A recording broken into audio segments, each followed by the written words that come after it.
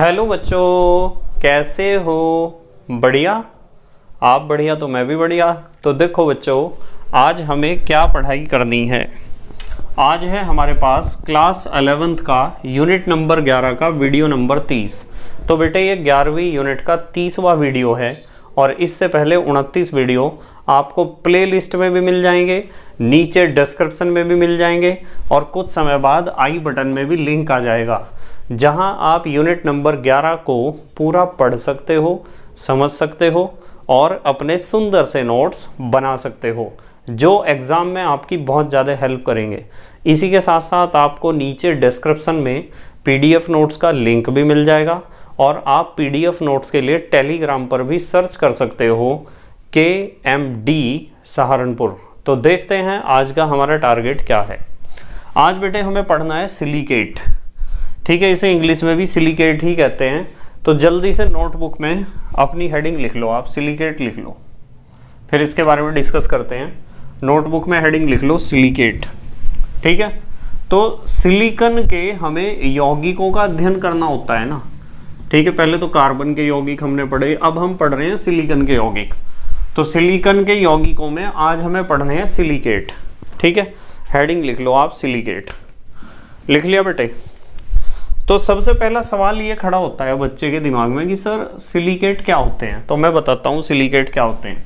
आपके पास धातु है कोई और सिलिकॉन है Si और ऑक्सीजन है, वह करके लिखता हूं, वह ऑक्सीजन से बने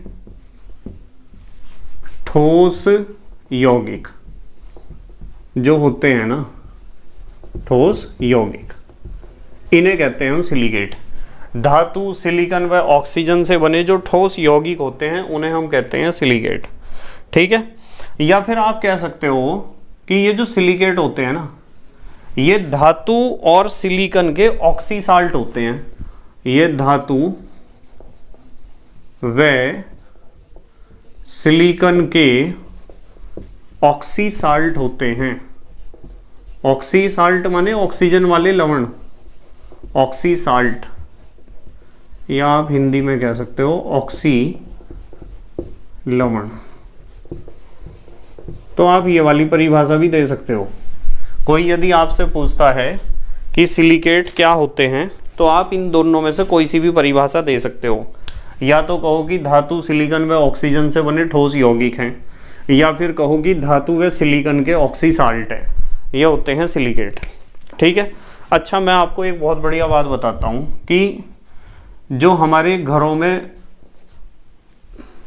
बनने में जो मटेरियल लगता है ना, जिसे आप कहते हो भवन निर्माण की सामग्री, भवन निर्माण की सामग्री, यानी किसी भी बिल्डिंग को बनाने के लिए बहुत सारी चीज़ों की आवश्यकता पड़ती है।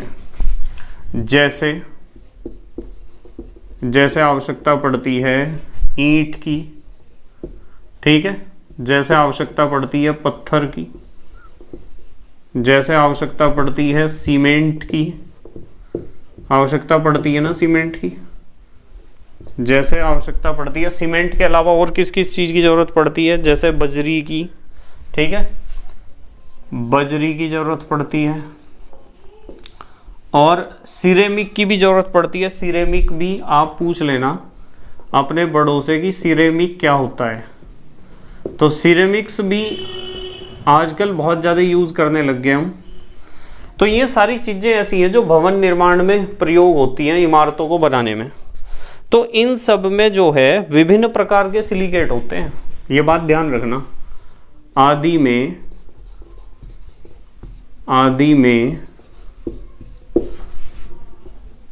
चलो विभिन्न क्या, भिन्न भिन्न लिखूं, भिन्न, चलो एक बार ही लिख दो, भिन्न प्रकार के सिलिकेट, भिन्न प्रकार के सिलिकेट होते हैं। ध्यान रखोगे ये चीज़, भिन्न प्रकार के सिलिकेट होते हैं, यानी सिलिकेट हमें बहुत सारी चीज़ों में हमारी होते हैं सिलिकेट, यानी धातु व सिलिकॉन के ऑक्सी साल्ट होते हैं, इन सब में अलग अलग तरह के। जैसे मैं आपको एक सिलिकेट का एग्जांपल देता हूँ। मान लो आपके पास कोई भी क्षार धातु का कार्बोनेट है।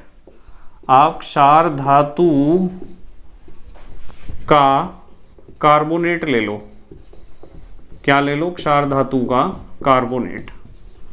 और उस क्षार धातु के कार्बोनेट को आप गर्म कर दो, उसे आप गर्म कर दो सिलिकॉन के साथ।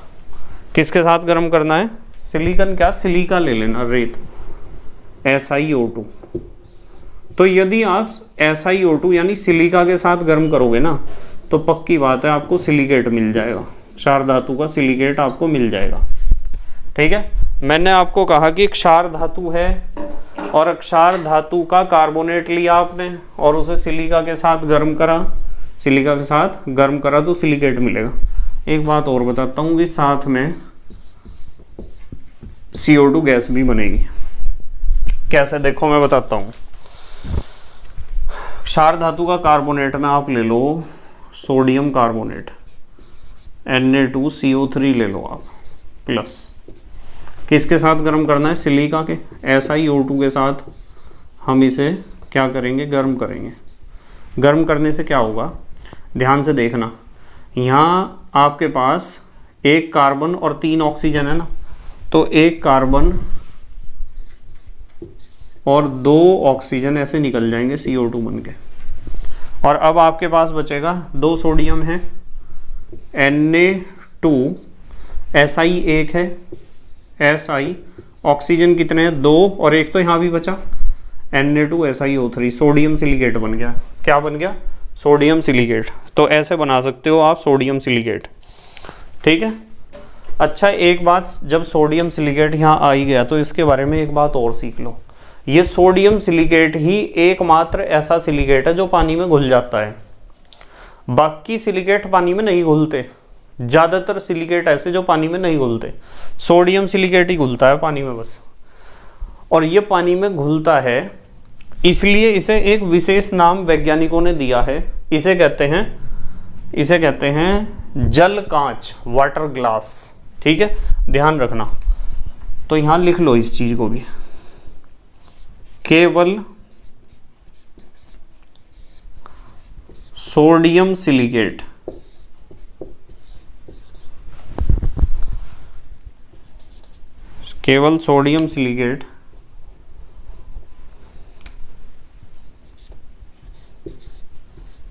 जल में विलय।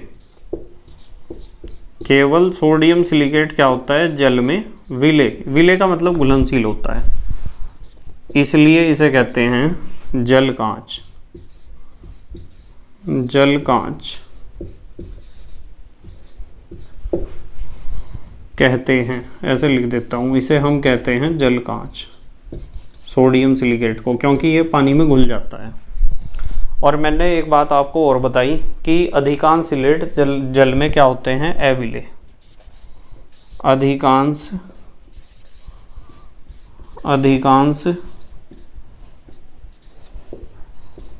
सिलिकेट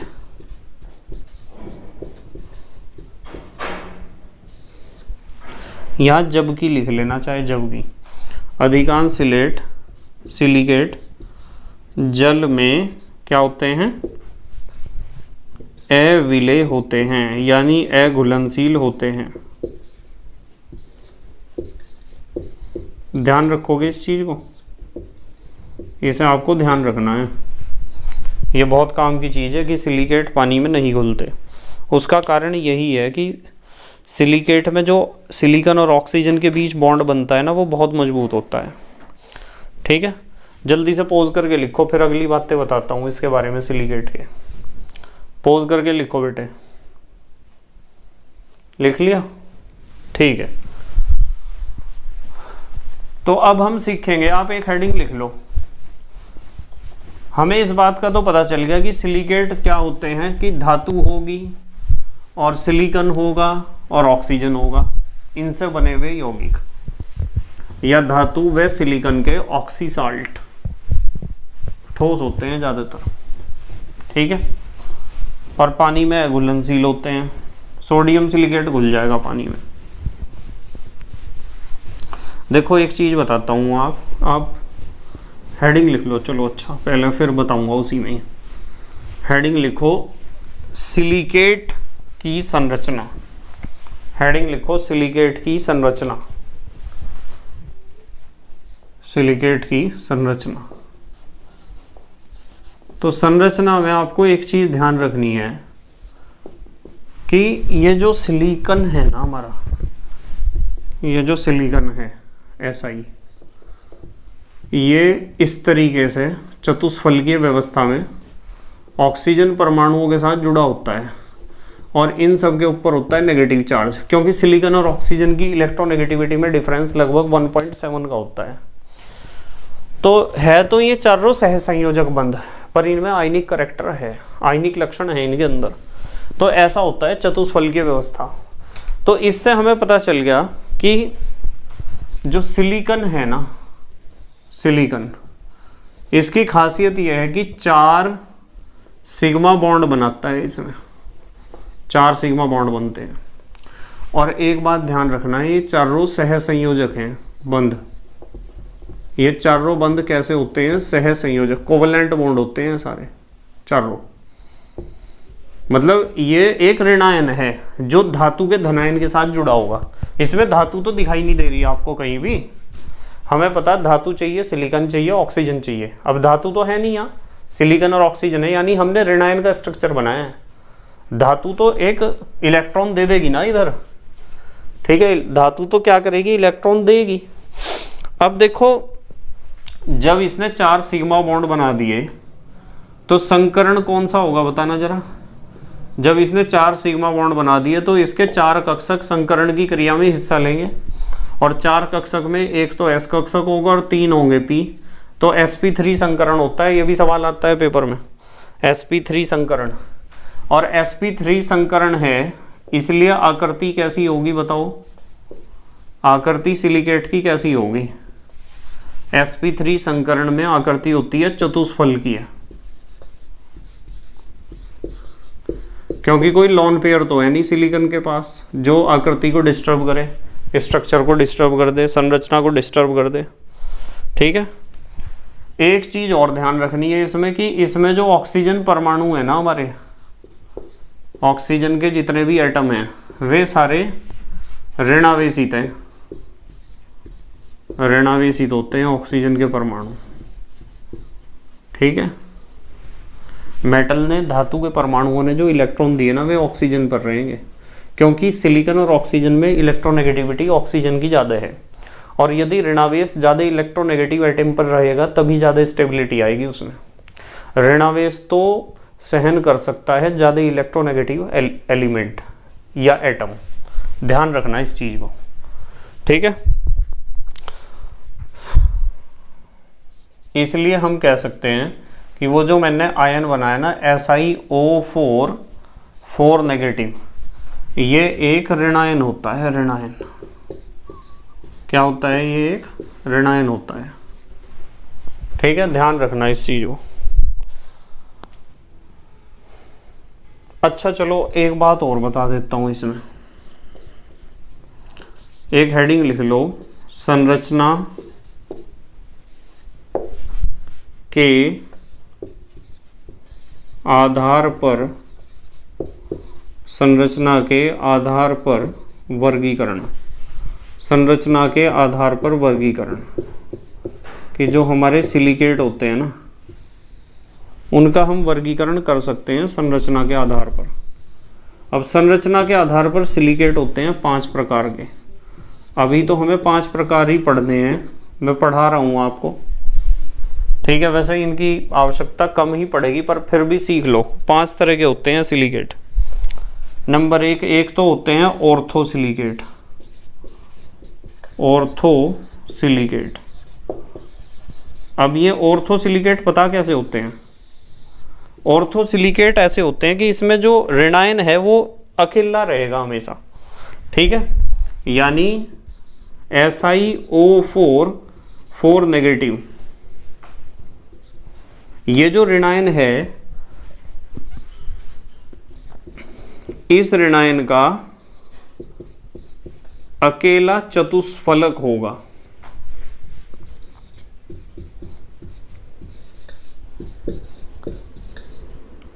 यानी अकेले अकेले ऋणायन रहेंगे, भाई धनायन तो रहेंगे इसके साथ, पर ऐसा नहीं होने का कि बहुत सारे ऋणायन आपस में जुड़ रहे हैं।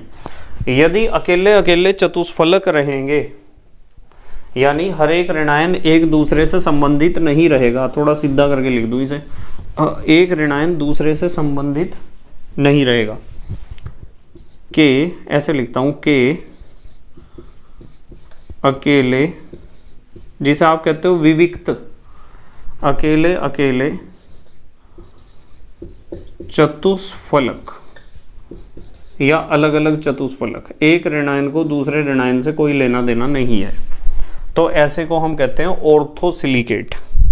जैसे एग्जाम्पल मैं आपको दे सकता हूँ ऑर्थोसिलिकेट का एग्जाम्पल दे सकता हूँ, Be2SiO4, ये है Be2SiO4। अब एक Be ने 2 इलेक्ट्रॉन दिए होंगे, तो 2 Be ने 4 दिए होंगे, तो 4 इलेक्ट्रॉन हर एक ऑक्सीजन पे गया, तो हर एक ऑक्सीजन के ऊपर 4 इकाई ऋणावेश। ये Be के पॉजिटिव आयन, धातु के धनायन तो अलग रहेंगे, और ये अकेला चतुष्फलक रहेगा। इस एक ऋणायन को दूसरे ऋणायन से कोई मतलब नहीं, सारी इकाइयाँ अलग अलग रहेंगी, एक इकाई है, दूसरी इकाई, तीसरी इकाई, यानी आपस में जुड़ेंगी नहीं, तो इसे कहते हैं ऑर्थोसिलिकेट। ठीक है। नंबर 2, दूसरा प्रकार जो होता है उसे हम कहते हैं पायरोसिलिकेट, PYRO, पायरोसिलिकेट। अब पायरोसिलिकेट पता कैसा होता है, ये सब संरचना के आधार पर ही वर्गीकरण किया गया है। ठीक है। इसमें क्या होता है कि SiO4 4 नेगेटिव की 2 इकाइयां, यानी 2 यूनिट कह दूं, इकाई को हम कह सकते हैं यूनिट, 2 यूनिट आपस में जुड़ी होती हैं, आपस में ऑक्सीजन परमाणु से या ऑक्सीजन परमाणु के द्वारा जुड़ती हैं या जुड़ी होती हैं, ऐसे लिख सकते हो आप। ठीक है। यानी जब 2 यूनिट ऋणायनों की जुड़ेंगी तो बनेगा पायरोसिलिकेट।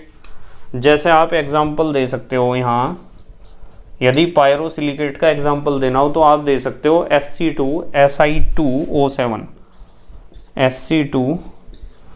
Si2O7। तो ये 2 यूनिट जुड़ी हुई आपस में, SiO4 नेगेटिव की 2 यूनिट। अब आप कहोगे जी SiO4 1 यूनिट है तो 2 यूनिट में Si 2 हो गए, ठीक है, ऑक्सीजन 8 होने चाहिए थे ना यहाँ। बेटे ऑक्सीजन 8 होने की ज़रूरत नहीं है, क्योंकि एक ऑक्सीजन दोनों में काम कर रहा, पहले SiO4 में भी दूसरे SiO4 में भी एक ही ऑक्सीजन जोड़ रहा दोनों को आपस में। देखो लिखा हुआ ना, आपस में ऑक्सीजन परमाणु से जुड़े होते हैं। ठीक है। तो ये हो गया पायरोसिलिकेट। जल्दी से पोज करके लिखो, फिर अगली बात बताऊंगा आपको इसके बारे में। तीसरा प्रकार कौन सा होता है सिलिकेट का, लिख लिया बेटे? ठीक है। तो ये जो हम पढ़ रहे हैं ना, ये हम पढ़ रहे हैं सिलिकेट का वर्गीकरण, कि सिलिकेट संरचना के आधार पर किस किस तरह के हो सकते हैं। ऑर्थोसिलिकेट में कहा कि जो आपका SiO4 नेगेटिव 4 नेगेटिव आयन है, जिसे मैं कह सकता हूं सिलिकेट ऋणायन। सिलिकेट ऋणायन यदि अकेले अकेले रह रहे सारे के सारे जितने भी हैं, तो उसे आप ऑर्थोसिलिकेट कहोगे। और यदि सिलिकेट आयन जोड़ों में रह रहे, यानी 2 सिलिकेट आयन आपस में जुड़ के और फिर कंपाउंड बना रहे, तो उसे आप कहोगे पायरोसिलिकेट। क्या कहोगे? पायरोसिलिकेट। अब लिख लो आप हेडिंग नंबर 3। आप तीसरी हेडिंग लिख लो चेन सिलिकेट। तीसरी हेडिंग लिखो chain silicate, CHAIN, chain silicate. नाम से ही पता चल गया होगा, चेन को आप श्रृंखला कह सकते हो, श्रृंखला सिलिकेट भी कह सकते हो आप इसे। ठीक है। इसमें क्या होता है, SiO3 डबल नेगेटिव की यूनिट्स माने इकाइयां आपस में जुड़कर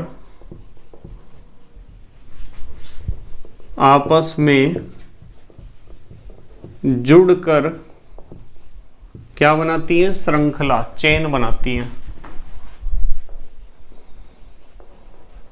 श्रृंखला बनाती हैं। तो यदि ये यूनिट आपस में जुड़कर ऋणायन ही है, ये भी, ये दोनों तरफ से जुड़ रहे हैं, इसलिए SiO3 लिखा है मैंने यहाँ। और डबल नेगेटिव चार्ज इसलिए लगाया, ना तो इस वाले ऑक्सीजन पे चार्ज है, ना तो इस वाले पे, ऊपर और नीचे वाले ऑक्सीजन पे चार्ज है, क्योंकि ये वाला ऑक्सीजन और ये वाला ऑक्सीजन ये तो अगले से जुड़ रहे हैं ना, तो फिर नेगेटिव चार्ज की क्या जरूरत है इसमें। ठीक है, तो चैन सिलिकेट में आप एग्जाम्पल लिख सकते हो, चैन सिलिकेट, श्रृंखला सिलिकेट भी कहते हैं इसे। इसका एग्जाम्पल आप लिख सकते हो LiAl, lithium aluminium, SiO3 whole twice, ये। ठीक है, ये है आपका चैन सिलिकेट। इसके अलावा भी बहुत सारे एग्जाम्पल होते हैं, पर आप इस एक एग्जाम्पल को याद रख लेना। नंबर 4 हेडिंग लिखो cyclic silicate. Cyclic silicate, cyclic silicate को आप हिंदी में कह सकते हो चक्रीय silicate.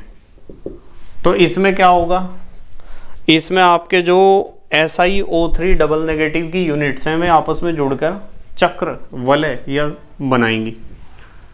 SiO3 double negative units यानी इनकी इकाइयां आपस जुड़कर क्या बनाती हैं बताओ? आपस में जुड़कर चक्र बनाती हैं। चक्र को ही तो कहते हैं साइकिल, चक्र नहीं कहते तो आप वलय कह दो, वलय, छल्ला, रिंग बनाती हैं। ठीक है, तो ऐसा होता है साइक्लिक सिलिकेट।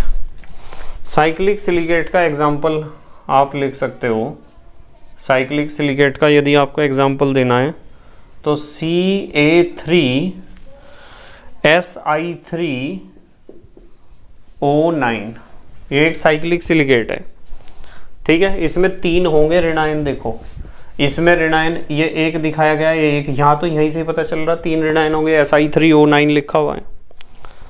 उसके बाद आते हैं लास्ट नंबर 5 पर, sheet silicate, SHEET, sheet silicate. Sheet कहते हैं परत को, तो आप इसे परतीय सिलिकेट भी कह सकते हो।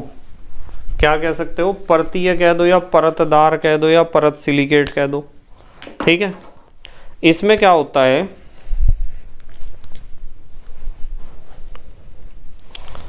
इसमें क्या होता है कि जो SiO4 ट्रिपल नेगेटिव, देखो यहां मैंने ट्रिपल नेगेटिव चार्ज लगाया, क्योंकि ट्रिपल नेगेटिव नहीं लगाना चाहिए, ऑक्सीजन SiO4 है ना ये, तो 4 नेगेटिव ही लगाना चाहिए। SiO4 4 नेगेटिव के 3 ऑक्सीजन परमाणु एक दूसरे से जुड़ेंगे और एक दूसरे से इन यूनिट्स के, मतलब इस अकेले के ऑक्सीजन परमाणु आपस में जुड़ कर एक लेयर बना लेंगे। क्या बना लेंगे? लेयर, एक परत बना लेंगे।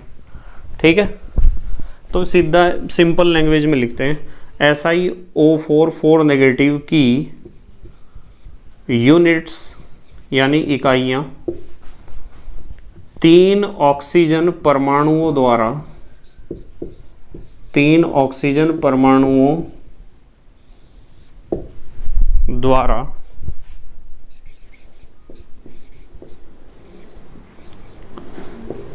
आपस में जुड़कर क्या बना लेती हैं? परत, परत बनाती हैं, लेयर बनाती हैं। 2D लेयर भी कह सकते हो आप इसे, द्विविमीय परत। तो परत बना दी तो शीट बना दी, तो आप शीट सिलिकेट कह दोगे। जैसे एग्जाम्पल लिख लेना इसका, एग्जाम्पल है Al2OH होल 4 Si2O5, Si2O5। अब जल्दी से हमारे देश के प्यारे प्यारे बच्चे पोज करके लिखेंगे, जल्दी से लिख लो बेटे। लिख लिया? ठीक है। तो बेटे मुझे उम्मीद है कि आपको बहुत आइडिया लगा होगा सिलिकेट के बारे में, हालांकि मैंने कुछ ज़्यादा ही और भी डिटेल में आपको पढ़ा दिया। देखो एक बात का ध्यान रखना, जो भी आप अपने नोट्स बना रहे हो ना, इन नोट्स को हमेशा के लिए सुरक्षित रखना। ये नोट्स आपके अगले लेवल में काम आएंगे, हायर लेवल में। जब भी आप हायर स्टडीज़ करोगे तो वहाँ आपको ये नोट्स बहुत ज़्यादा हेल्प करेंगे, ध्यान रखना। यदि आपने अभी बहुत अच्छे तरीके से पढ़ाई कर ली ना, मेरे अनुसार चल दिए आप, तो आपको किसी भी ट्यूशन या कोचिंग की आवश्यकता नहीं पड़ेगी। और जब आप हायर स्टडीज़ के लिए जाओगे, यानी ग्रेजुएशन में केमिस्ट्री लोगे या पोस्ट ग्रेजुएशन में केमिस्ट्री लोगे, तो इस बात की पूरी गारंटी है कि ये नोट्स आपके 11th-12th के हमेशा काम आने वाले हैं, हमेशा। जब भी कोई प्रॉब्लम हो अपने नोट्स खोल के देख लो, तो बेसिक्स यहाँ से क्लियर हो जाएगा सारा। ठीक है, बस मेहनत और ईमानदारी से पढ़ाई करते रहो और अपने हैंड रिटन नोट्स बनाते रहो। तो thank you very much for watching this video. Okay, bye.